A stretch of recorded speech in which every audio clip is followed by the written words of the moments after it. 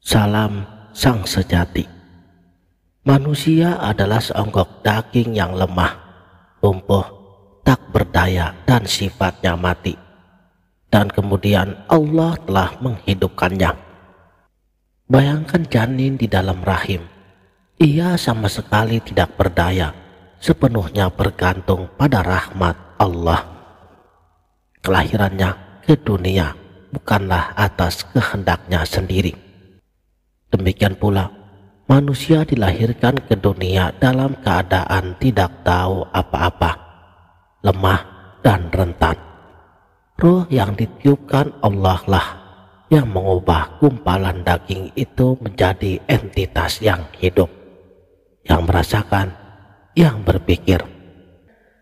Roh ini adalah amanah ilahi yang suatu saat akan diminta kembali. Jadi kita tidak memiliki kendali atas kedatangan dan kepergiannya. Ia adalah nyawa dari sang pemberi nyawa yang sedang singgah untuk sementara di dalam jasad yang fana ini. Semua yang ada di dunia ini adalah miliknya.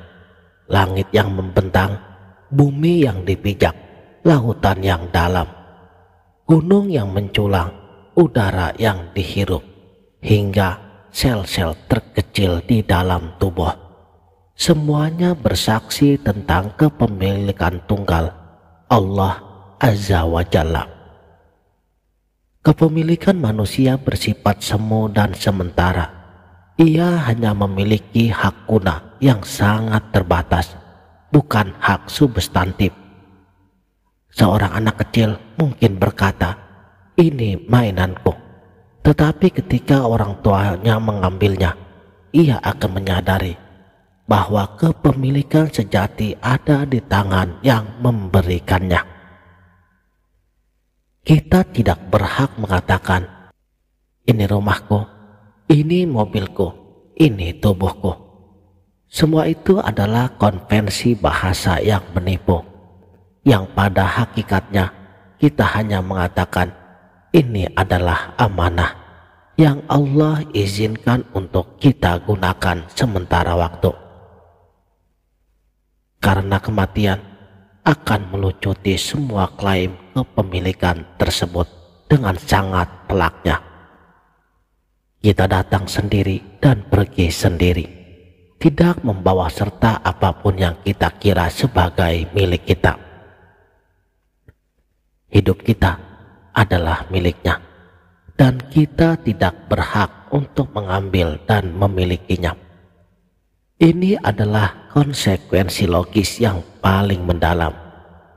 Jika hidup adalah pinjaman, maka mengambilnya melalui bunuh diri misalnya adalah sebuah pengkhianatan terhadap amanah. Itu sama dengan merusak atau menghancurkan properti yang bukan milik kita. Hak untuk mengakhiri hidup hanya ada pada sang pemberi hidup. Demikian pula, kita tidak berhak untuk memperlakukan hidup ini yang adalah miliknya dengan semena-mena, mengisinya dengan kemaksiatan dan kelalaian. Kita hanya diwajibkan menjaga miliknya. Tugas utama manusia di muka bumi adalah menjadi khalifah, yaitu pemelihara dan pengelola yang bertanggung jawab atas properti Allah Subhanahu wa ta'ala. Saudaraku, sang sejati, kita adalah sebuah kekosongan, dan yang hidup hanyalah Allah. Dalam perspektif tasawuf, diri nafs manusia pada dasarnya adalah ketiadaan. Ia seperti wadah kosong yang diisi olehnya, yang memiliki sifat hidup al-hayyu. Yang hakiki hanyalah Allah. Kehidupan yang kita rasakan hanyalah pantulan dan percikan dari sifat hayyunya tersebut. Tanpa pinjaman sifat hidup darinya, kita hanyalah materi mati yang tak berarti. Maka kembalikanlah diri kita kepada Allah selagi hidup. Ini adalah seruan untuk kembali kepada fitrah, kepada pengakuan dasar tentang siapa kita dan siapa Dia. Pengembalian ini adalah inti dari ibadah dan penyerahan diri. Kembalikanlah roh kita kepada Allah dengan bersih, sama seperti ketika kita diberikan pinjaman roh yang suci olehnya. Karena tujuan hidup adalah untuk memurnikan roh ini dari segala kotoran syahwat, ego, dan kelalaian. Sehingga ketika saatnya tiba, ia dikembalikan dalam keadaan yang sama sucinya, atau lebih baik, seperti ketika pertama kali ditiupkan. Ini adalah proses takziyatun nafs, penyucian jiwa sepanjang hayat. Makanya, di saat kita telah siap untuk mengembalikan roh kita kepada Allah, saat itulah kita akan merasakan kemanunggalan dengannya. Kemanunggalan bukanlah peleburan ontologis di mana makhluk menjadi Tuhan. Nauzubillah. Maha suci Allah dari yang demikian. Melainkan peleburan kehendak dan cinta, di mana kehendak hamba telah esa dengan kehendak Tuhannya, di mana tirai ego telah tersibak, sehingga yang terlihat dalam setiap tindakan hamba hanyalah kehendak dan ridho Allah semata.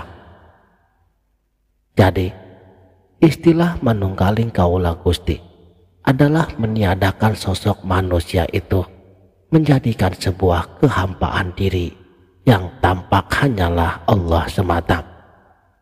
Konsep dalam tradisi Jawa ini menggambarkan puncak makrifat, di mana sang hamba kaula telah melampaui kesadaran akan dirinya sendiri, fana, yang dalam keadaan ini yang bergerak bukan lagi dirinya, yang berbicara bukan lagi dirinya, yang melihat bukan lagi matanya, melainkan semuanya adalah cermin yang memantulkan keagungan sifat-sifat Gusti Allah semata.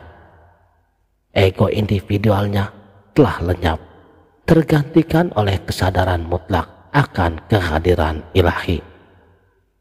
Cukuplah satu Tuhan saja, Allah Azza wa Jalla, yang menjadi segalanya bagi kehidupan kita.